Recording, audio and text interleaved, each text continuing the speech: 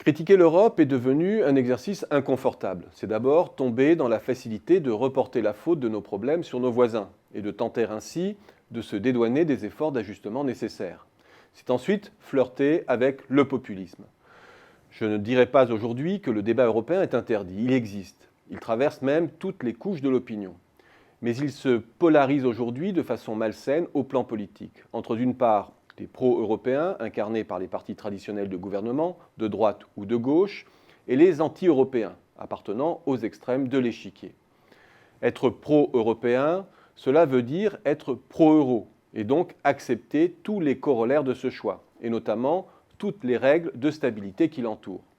Cela veut dire de se conformer au seul discours critique admis et dont témoigne une fois de plus le dernier rapport Juncker, dit des 5 présidents européens. C'est approfondir l'intégration, c'est-à-dire la mobilité des produits, des hommes et des capitaux, pour que l'économie réelle se conforme aux conditions théoriques qui fondent le succès d'une zone monétaire intégrée. Autrement dit, se rapprocher toujours plus d'une zone monétaire optimale.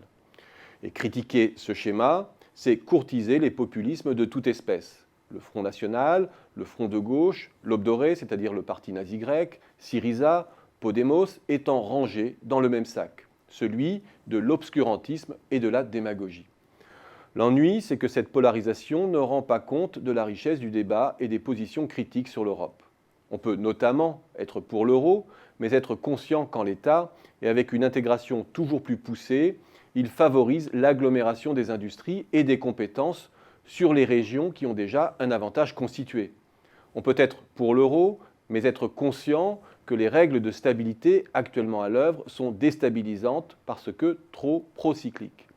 On peut être pour l'euro et considérer qu'il est sous-optimal d'imposer les mêmes règles d'endettement et de fiscalité à des territoires qui n'ont pas les mêmes besoins de développement et de rattrapage. On peut être pro-euro et considérer que la principale urgence pour la zone est de se doter d'un vrai budget européen pour investir et opérer des transferts entre régions, plutôt que de laisser les régions du centre vampiriser les compétences de la périphérie.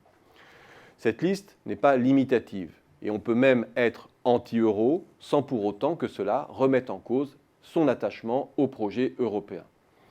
Or, le consensus officiel n'est plus qu'un gloubi-boulga de mots creux. Il ne correspond en rien à une vue partagée par les populations, mais seulement à un bréviaire inodore et sans saveur pour politique en panne d'idées.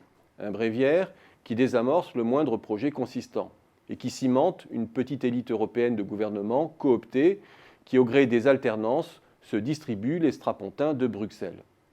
Mais derrière ces mots qui endorment, il y a un projet non dit, un projet taille unique, qui s'impose à tous les champs de la décision publique, même ceux qui ne font pas partie de la compétence européenne, qui n'a que faire du choix des électeurs, une dictature de la pensée unique qui fédère contre elle et qui sème une crise extrêmement dangereuse pour la démocratie. En laissant le monopole de la critique aux extrêmes, les partis de gouvernement commettent une faute grave. Ils élargissent tellement la base des partis de contestation que ces derniers ne sont plus que des relais du mécontentement avant d'être les vecteurs d'une idéologie. C'est leur virginité gouvernementale, leur monopole de la critique européenne et l'unique espoir qu'ils représentent de faire bouger les lignes qui fédèrent. Un processus qui mêle le bon grain à livrer et expose les exécutifs européens à des risques inédits.